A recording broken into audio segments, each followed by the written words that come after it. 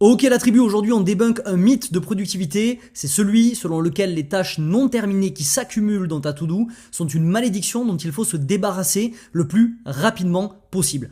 En réalité, il existe une façon un peu underground de gérer ces tâches-là, que j'utilise moi-même depuis plus de 3 ans maintenant, c'est de faire levier sur elles. Ça repose sur 2 principes psychologiques qui ont été découverts dans les années 1920 et que je vais te révéler dans cette vidéo. À la fin, je vais également te filer un plan en 5 étapes que tu vas pouvoir implémenter dans ton quotidien dès la fin de la vidéo pour transformer ces tâches non terminées en véritable levier de productivité. Si tu me connais pas, je m'appelle Sofiane et depuis 2020, j'ai accompagné plus de 900 solopreneurs à accomplir en 4 heures ce qu'ils faisaient en 8 grâce à la productivité asymétrique et au système anti-chaos. On commence directement avec le paradoxe émotionnel des tâches non terminées. Je vais te faire un petit focus là-dessus. Généralement, si tu as déjà eu des tâches qui s'accumulaient dans ta to-do, tu as été partagé probablement entre 2 sensations. D'un côté, on a la sensation de submersion parce qu'on voit des tâches qui dégueulent dans tous les sens et on a envie juste d'une seule chose, c'est de procrastiner, ne sachant pas par quoi commencer, ayant l'impression d'être en retard sur tout. On a tendance à mettre tout ça de côté et à faire la stratégie de l'autruche. De notre côté, on a une seconde sensation qui intervient, c'est l'impulsion. On a envie d'atomiser tout ça et de faire en sorte que cette to-do list, elle devient à nouveau limpide comme au préalable. Pourquoi on oscille entre ces 2 sensations-là? Parce qu'il y a 2 effets psychologiques qui sont contradictoires, qui sont à l'œuvre. Donc l'objectif de cette vidéo, c'est de transformer ces tâches en outils de productivité de masse en faisant levier sur ces 2 effets psychologiques. On attaque directement avec le premier effet qu'on appelle l'effet Zeigarnik qui vient de Bluma Zeigarnik que tu vois à l'écran et qui a été découvert en 1927. Je vais te raconter l'histoire de comment cet effet a été découvert. Je te mets tout ça à l'écran si jamais tu veux suivre juste ici. Hop. Et on attaque directement avec l'histoire de cet effet Zeigarnik. Ok, alors cette histoire elle commence dans un café de Berlin dans les années 1920. À l'époque, Bluma Zeigarnik, elle est encore jeune doctorante. Elle travaille notamment avec un des plus grands psychologues du siècle qui s'appelle Kurt Lewin, qui est également le padré de l'équation du comportement ou des 3 phases du changement, qui sont des théories qui sont fascinantes en psychologie. Et un jour, Lewin, il l'amène avec quelques étudiants dans un petit café berlinois. Rien d'extraordinaire jusqu'à qu'il remarque le serveur. Le serveur, il retenait absolument toutes les commandes. Qui a commandé quoi, les suppléments, les boissons, les additions, tout, sans carnet, sans notes, juste avec sa tête. Ça a attiré l'attention de Zeigarnik et à la fin, elle lui a demandé comment vous faites tout simplement pour retenir tout ça. Et c'est là que le serveur lui a dit un truc complètement contre-intuitif, c'est que il ne retient bien que tant que la table n'a pas payé. Une fois que la commande elle est servie, elle est réglée, elle est terminée, sa mémoire est complètement vidée, il ne peut plus se rappeler de rien. Il n'était même plus capable de se rappeler à ce moment-là où est-ce que les clients s'étaient assis, selon lui. Et ce détail a fasciné Zeigarnik. Elle s'est demandé pourquoi est-ce qu'une tâche terminée disparaît de la mémoire alors qu'une tâche non terminée reste tellement vivante finalement en tête. Donc elle a décidé de mener une vraie expérience, elle a convoqué plus de 100 participants et elle leur a donné une série de petites tâches. Elle va laisser les participants finir à peu près la moitié des tâches et pour l'autre moitié elle va les interrompre en plein milieu en leur disant que c'est terminé et qu'on va passer à autre chose. Une fois qu'elle a fait ça, elle va aller sonder la mémoire des participants et là c'est la révélation, elle se rend compte que les gens se souviennent 2 fois mieux des tâches qu'on les a forcés à interrompre que des tâches qu'ils ont réellement finies. C'est énorme à cette période dans l'histoire de la psychologie, c'est reproductible encore aujourd'hui et Zeigarnik elle en tire donc une conclusion qui deviendra un concept majeur en psychologie, c'est que les tâches inachevées créent une tension, ce mot il est hyper important, on va y revenir, une tension dans le cerveau et tant que cette tension n'est pas résolue, l'esprit va garder l'information active. Autrement dit, quand quelque chose n'est pas terminé, ton cerveau refuse de le lâcher, il s'accroche encore une fois, il garde cette porte ouverte, il garde la tension, il garde les détails en mémoire jusqu'à que ce soit bouclé. C'est pas une question de volonté, c'est pas une question de discipline non plus, c'est une question de dynamique psychologique interne. C'est comme si ton cerveau il se disait ok, on a un truc en suspens, ce truc là, je le lâche pas tant que ce n'est pas réglé. Okay, et c'est donc cette conclusion scientifique qui va marquer l'histoire de la psychologie. L'humain est capable à la cognition nécessaire pour distinguer les tâches terminées des tâches non terminées et la mémoire est bien meilleure pour les tâches qui sont non terminées. On va labelliser ça sous le nom de l'effet Zeigarnik pour du coup le nom de famille bien évidemment de Bluma. Donc le concept clé ici, je t'en parlais tout à l'heure, c'est hyper important de le comprendre, c'est que chaque tâche ouverte crée une tension psychologique et que la tension disparaît uniquement quand on termine la tâche. Par exemple, tu es en train de faire une tâche, tu es interrompu par un appel. Pendant que tu vas être interrompu avec cet appel-là, ta mémoire elle va garder cette tâche à l'intérieur et cette trace, on va dire, de mémoire de cette tâche, elle ne disparaîtra que quand tu l'auras vraiment terminée. Alors il y a en réalité une autre façon de faire disparaître cette tâche, mais on va s'arrêter là pour la vidéo d'aujourd'hui parce que sinon on va rentrer trop dans les détails. Donc c'est ce qui explique pourquoi tu vas expérimenter un énorme brouillard mental quand tu as trop de tâches ouvertes, avec ces tensions psychologiques qui sont logées dans ta tête et qui ne s'arrêtent jamais, et pourquoi tu as une incapacité à te souvenir de ce que tu as terminé, si tu as déjà fait l'exercice à la fin de la journée de repasser ta to-do, ou alors fais l'exercice ce soir, essaie de te demander qu'est-ce que j'ai fait aujourd'hui avant de regarder ta to-do, et une fois que tu as trouvé quelques tâches dans ta mémoire, va regarder ta to-do. Il y a de fortes chances que tu te rappelles même pas de la moitié de ce que tu as accompli aujourd'hui, tout simplement parce que ta mémoire l'a archivé. Mais tout ça, ça n'est que la moitié de l'équation. Parce que si on n'a que cet effet Zeigarnik, tu te rends bien compte que on peut pas faire levier sur les tâches non terminées. Là, elle nous dit juste que les tâches non terminées restent dans notre esprit. Donc comment on peut faire levier sur tout ça? C'est là qu'intervient le second effet. D'abord, je te rappelle que on aborde ici des concepts qui sont assez denses souvent. C'est pas la peine de te faire chier avec la prise de notes. Je t'ai tout encapsulé dans le codex. Tu as le lien dans la description de la vidéo. C'est une collection de fiches de synthèse où tu vas retrouver la compilation de toutes les infos importantes à retenir, plus des choses que j'ajoute par rapport aux vidéos. Ce sont des checklists ultra actionnables pour transformer l'information en action. Donc, en quelque sorte, la deuxième partie de la vidéo est dans cette fiche-là. Tu peux aller récupérer tout ça gratuitement, ce qui te permet de regarder ces vidéos comme si on prenait un café, toi et moi, ou un petit thé, tranquillement, et de pas t'embêter avec la prise de notes en faisant pause toutes les minutes. Ok ? Second effet que j'ai envie de te présenter aujourd'hui, et qui marche donc de pair avec l'effet Zeigarnik, c'est l'effet Ovsiankina qui a été découvert en 1928. Pareil ici, petite histoire à te raconter pour l'effet Ovsiankina, c'est hyper intéressant. Et cette histoire elle commence juste après celle de Zeigarnik, on est en 1928, toujours à Berlin, toujours dans le même laboratoire de psychologie dirigé par Kurt Lewin. Et Maria Ovsiankina, c'est une des collègues de Zeigarnik, de Bluma. Elle a assisté à l'expérience qui avait été menée par Zeigarnik et elle s'est posé une question toute simple, c'est ok, une tâche interrompue, elle reste en mémoire, mais est-ce que ça donne aussi envie d'y revenir à cette tâche? Parce que l'expérience qui avait été menée par Bluma, c'était surtout au niveau des effets sur la mémoire. Mais qu'en est-il de l'action? Est-ce qu'une tâche interrompue, elle crée en quelque sorte une espèce d'élan, une espèce de pulsion, une frustration qui pousse l'humain à vouloir terminer ce qu'il a commencé. Maria, elle n'a pas de réponse à cet instant-là et elle veut en avoir le cœur net. Donc elle va monter une expérience du même type que celle de Zeigarnik, c'est-à-dire que elle va convier des participants dans un laboratoire, leur donner des petites tâches simples, des puzzles, des formes géométriques à assembler, des blocs à organiser, etc., etc. Et en plein milieu d'une tâche, elle va les interrompre volontairement. Donc on reconnaît encore une fois le même pattern. Avec un truc du genre stop, on passe à une autre tâche. Une fois la tâche interrompue, elle les installe dans une sorte de sas, une espèce d'endroit pour faire une pause. Elle leur dit rien, elle les laisse seuls. Officiellement, la session, elle est en attente, mais officieusement, ce que va faire Maria, c'est qu'elle va observer ce que font les participants quand ils pensent que personne ne les regarde. Et là, elle voit un truc complètement fascinant, c'est qu'une grande majorité des participants se tournent spontanément vers la tâche qu'on leur a arrachée. Ils essaient de la reprendre, ils reprennent les pièces, les blocs, les formes, ils continuent en douce en fait, dans cette espèce de sas-là, sans autorisation. Parfois même en se penchant pour essayer de sortir du champ de l'examinatrice, pour pas que l'examinatrice voit qu'ils sont en train de bosser sur la tâche. C'est presque instinctif, comme si quelque chose en eux voulait absolument boucler, fermer cette boucle-là.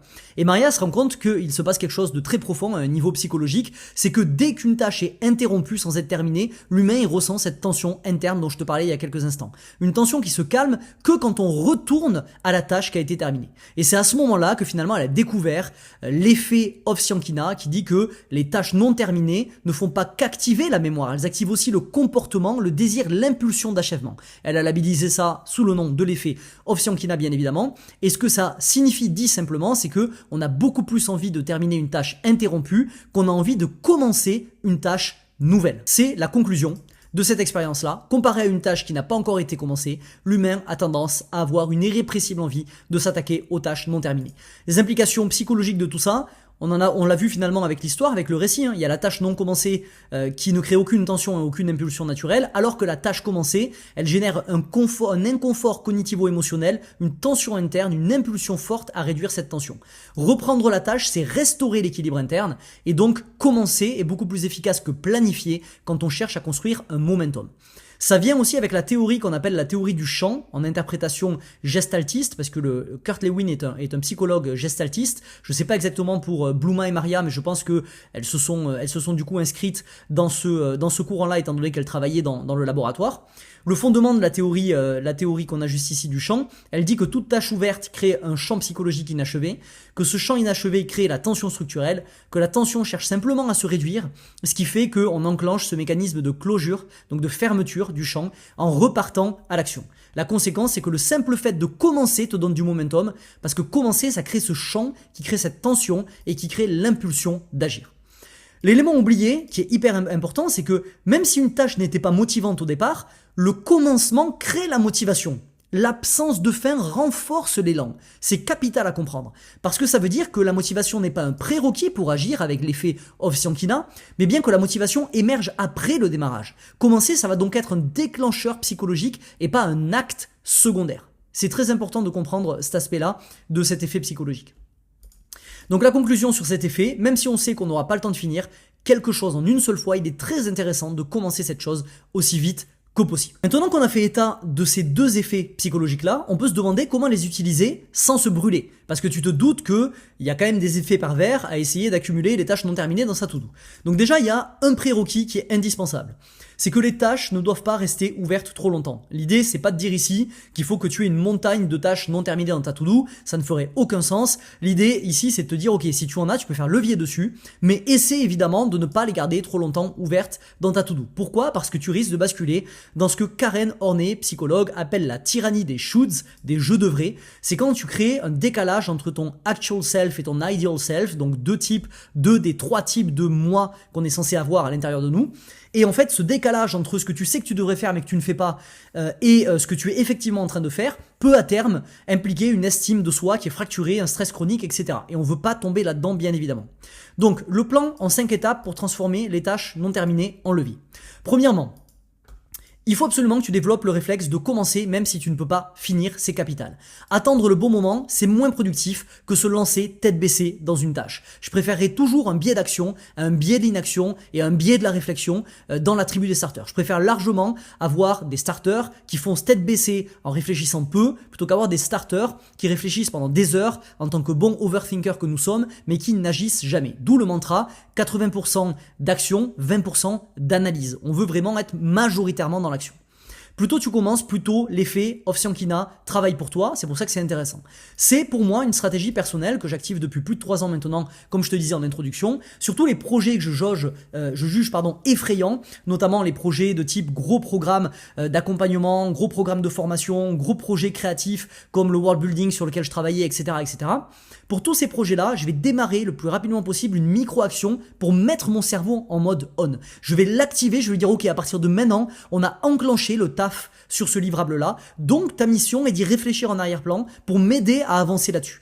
Et c'est incroyable, je pense que c'est ineffable, on peut pas expliquer avec des mots ce qui se passe avant d'avoir utilisé cette technique. C'est vraiment, t'as comme une espèce de mur de procrastination qui s'effondre au moment où tu as fait cette première action qui t'engage. Tu te rends compte que tant que tu es dans ton coin, tu es en train de psychoter et de faire une montagne à partir d'une petite colline, alors qu'en fait, à partir du moment où tu passes à l'action, il y a tout qui s'effondre. Et tu te dis, putain, mais j'en ai fait des caisses dans ma tête, finalement, ça n'est pas si compliqué que ça n'est pas si impressionnant que ça, c'est juste que plus je reste en retrait, plus je laisse à mon cerveau l'opportunité de designer pixel par pixel une réalité dont j'ai peur, qui m'effraie, plus finalement j'ai l'impression que la tâche elle est insurmontable. Alors que dès que je casse ça et que je passe à l'action, tout ça s'effondre. Deuxième étape du plan en 5 étapes, applique la règle des 10 minutes. Le but c'est de casser la boucle des procrastinations, donc parfois face à ce projet effrayant, le simple fait de dire commence même si tu peux pas finir, ça suffit pas, on est effrayé. Donc la bonne vieille technique du timer, ça marche du feu de Dieu. Tu prends 5-10 minutes, tu mets un timer et tu te dis je ne m'engage qu'à une seule chose, c'est travailler sur ce projet pendant les 5 à 10 prochaines minutes. À la fin, je peux m'arrêter, il n'y a aucun souci. 2 résultats possibles suite à cette action. Soit tu vas continuer, en bénéficiant de la loi de l'inertie, tout objet en mouvement continuera sur son chemin jusqu'à percuter une force inverse. La plupart du temps, tu continueras. Mais si tu ne continues pas, c'est pas très grave parce que les deux effets, Zeigarnik et Ovsiankina, ça va augmenter la probabilité d'achèvement de ta tâche. Donc tu mets quand même toutes les chances de ton côté. L'utilité ici, c'est à la fois d'enclencher l'action et d'alimenter les deux effets psychologiques. Troisième étape, prends des pauses. Les avantages des pauses, ils sont multiples. J'ai pas le temps dans cette vidéo de passer à travers tous les avantages, bien évidemment. On peut en citer quelques-uns. Restaure la motivation, réduise la fatigue décisionnelle.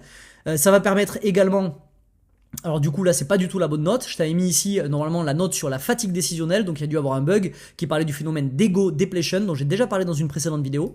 Ensuite, consolider les souvenirs, augmenter la créativité, augmenter la performance. J'aime beaucoup cette étude qui avait été faite par Microsoft qui conclut en les pauses promeuvent la performance, qui disait que les back-to-back meetings conduisent à des niveaux négatifs d'asymétrie de l'activité frontale de la bande de fréquence alpha. C'est un état cérébral qui témoigne de bas niveaux d'engagement. Quand les pauses sont prises, on enregistre alors des niveaux positifs d'asymétrie de l'activation frontale de la bande de fréquence alpha. En clair, les participants performe mieux. On peut le voir juste ici sur ce schéma si jamais tu m'écoutes sur le format vidéo dans YouTube.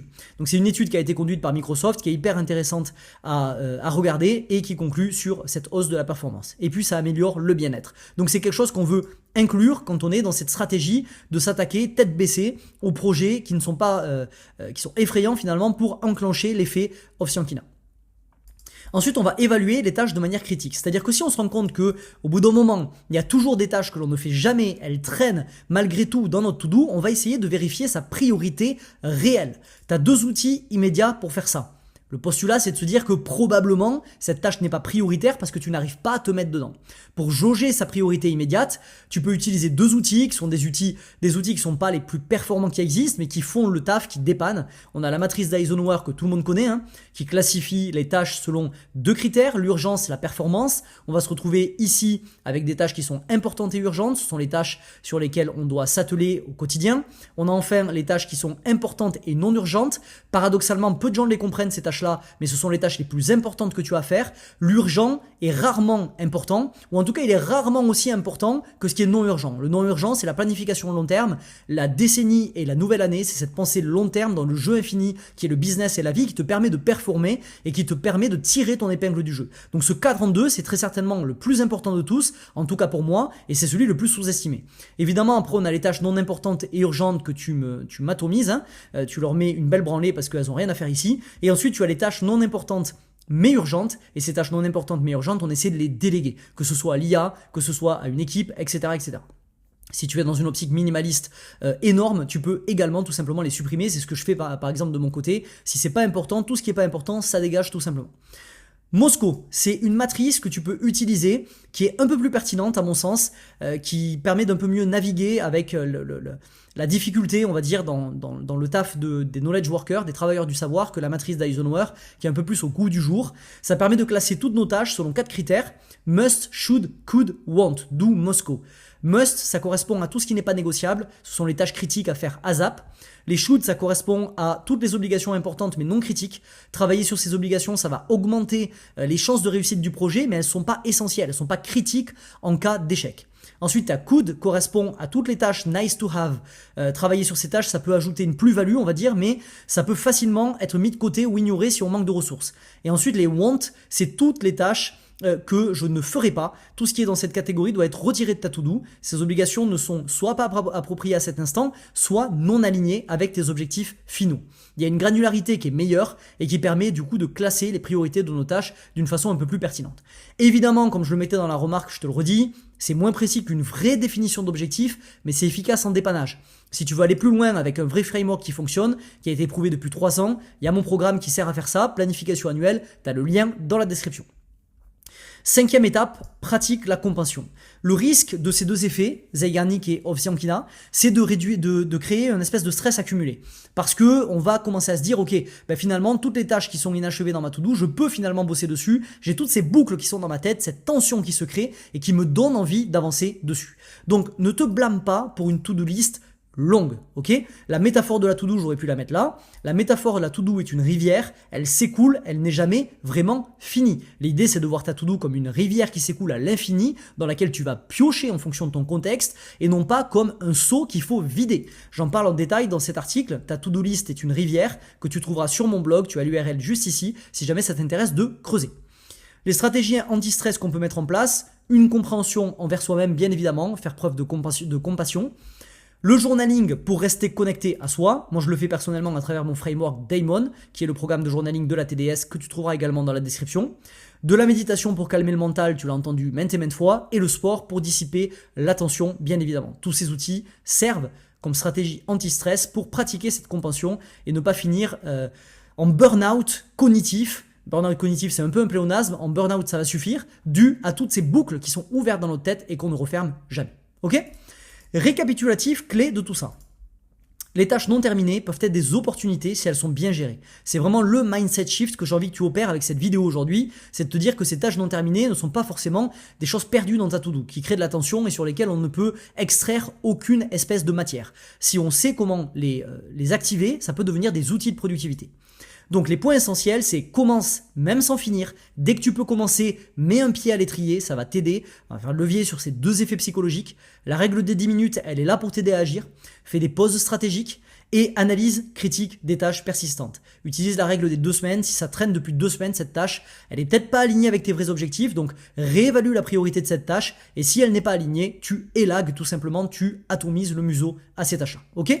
Maintenant, je te propose d'agir dès maintenant et de ne pas attendre, de choisir, de regarder ton portefeuille de projet à l'heure actuelle, ton crédit de quête active, et de te dire, ok, quel est ce projet effrayant sur lequel je mets des plombes à agir, et te dire, je vais changer de paradigme suite à cette vidéo. Je vais arrêter de voir ce projet comme le projet que je vais attaquer quand tout sera beau, et plutôt que de le voir comme ça, je vais me dire, ok, aujourd'hui, à la fin de la journée, je prévois 10 minutes pour poser la prochaine action et commencer à travailler sur ce projet. Et je vais juste laisser ça tourner et je vais observer les réactions de mon cerveau dans les 48 heures pour regarder est-ce qu'il y a en effet cette espèce de petite pulsion frénétique à vouloir reprendre le taf sur ce projet-là. Tu risques d'être surpris, moi je le suis à chaque fois. Maintenant, peut-être que tu te retrouves dans une situation où tu as tout simplement trop de tâches non terminées. Et à ce moment-là, ça n'est peut-être plus un problème de productivité, mais un problème de dispersion. J'ai attaqué ce problème-là de dispersion dans une vidéo qui s'affiche en ce moment même à l'écran. Donc si jamais la thématique t'intéresse, on se rejoint de suite de l'autre côté. Ciao ciao.